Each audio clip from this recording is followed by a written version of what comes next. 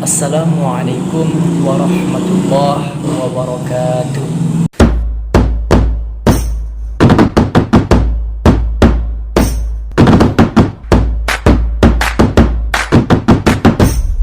Alhamdulillah, alhamdulillahi rabbil alamin, wa bihi nasta'in umur dunya waddin.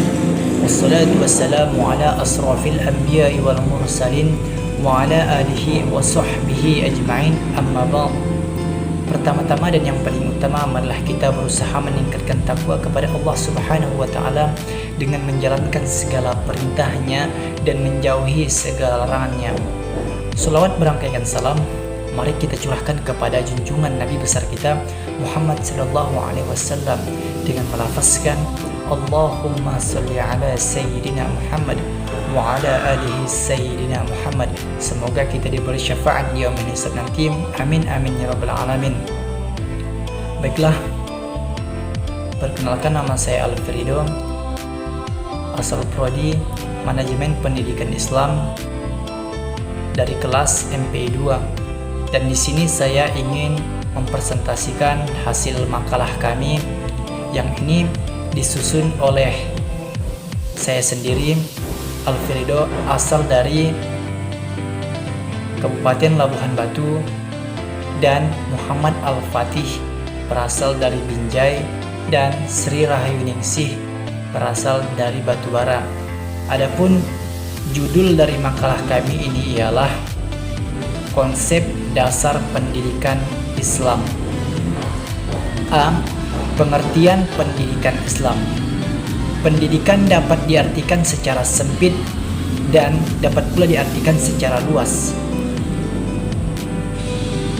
Secara sempit dapat diartikan bimbingan yang diberikan kepada anak-anak sampai ia dewasa. Sedangkan pendidikan dalam arti luas adalah segala sesuatu yang menyangkut proses pengembangan manusia, yaitu upaya menanamkan dan mengembangkan nilai-nilai bagi anak didik, sehingga nilai-nilai yang terkandung dalam pendidikan itu bagian dari kepribadian anak yang pada gilirannya ia menjadi orang pandai, baik maupun hidup dan berguna bagi masyarakat. Definisi di atas mengandung pengertian yang lebih luas, yakni menyangkut perkembangan dan pengembangan manusia. B. Konsep pendidikan Islam. Pertama, ilmu pengetahuan praktis, karena ilmu ini dilaksanakan dalam kegiatan pendidikan dan bertujuan untuk dapat mengetahui ajaran Islam dan mengamalkannya. Kedua, ilmu pengetahuan normatif, karena ilmu ini berdasarkan pada ajaran Islam, yakni Al-Quran dan As-Sunnah, dan mengarahkan pada manusia untuk hidup sesuai dengan ajaran Islam dan memiliki harkat dan budaya yang tinggi. Yang ketiga, ilmu pengetahuan empiris, karena objek dan situasi pendidikannya berada dalam pergaulan manusia yang ada dalam dunia pengalaman. C. Konsep dasar pendidikan Islam. Prinsip pertama, Islam sangat mengutamakan ilmu pengetahuan yang benar sesuai dengan realitas, dan sebaliknya menolak segala pengetahuan yang menyimpang dari kebenaran, tidak berkaitan dengan realitas. Prinsip ini menjadikan segala sesuatu dalam agama terbuka untuk diselidiki dan dikritik. Dan prinsip kedua, keyakinan pada keesaan Tuhan dan kebenaran, tidak mengakui terhadap segala bentuk kontradiksi dan paradoks, dan sebaliknya mengakui keteraturan dan keharmonisan. Prinsip ini merupakan prinsip rasionalisme. Prinsip ketiga, tauhid sebagai kesatuan kebenaran. Kebenaran ini satu dan pengetahuan itu satu karena ilmu satu juga. Sumber kebenaran, sumber pengetahuan itu satu, yaitu Allah. Di sini berlaku kebenaran mutlak. Namun kesatuan kebenaran dan kesatuan pengetahuan bertebaran di alam semesta dalam pola kerja sunnatullah, hukum kehidupan, dan hukum alam, takdir, yang sudah konstan. D. Dasar pelaksanaan pendidikan Islam di Indonesia. 1. Dasar yuridis atau hukum.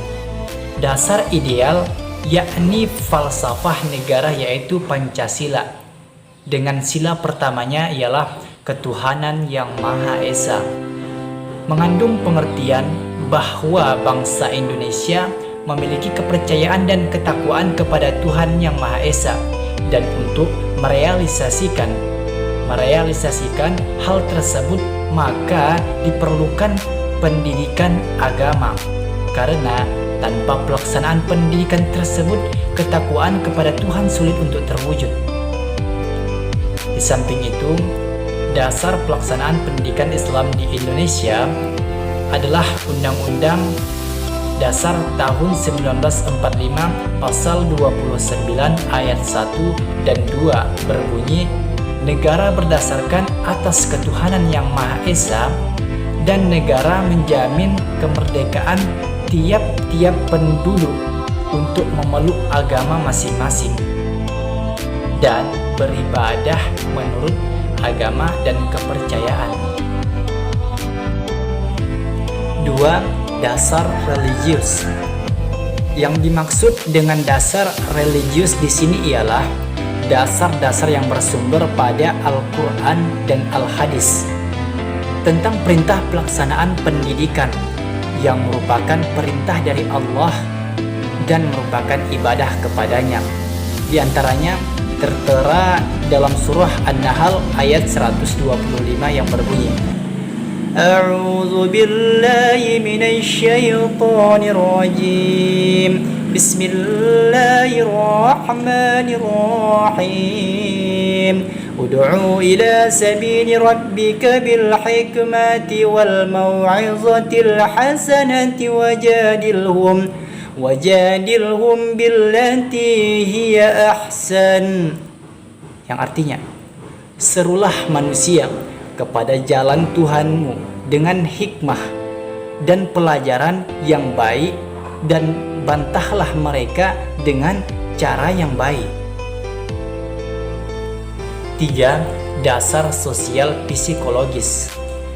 Semua manusia di dalam hidupnya selalu membutuhkan adanya pegangan hidup yang disebut agama, yakni adanya perasaan yang mengakui adanya zat yang maha kuasa, tempat mereka berlindung dan mohon pertolongan. E. Pendidikan Islam dalam setting perubahan sosial. Arus perubahan sosial yang ditandai dengan perubahan nilai terbukti telah membawa implikasi yang beragam bagi kehidupan manusia.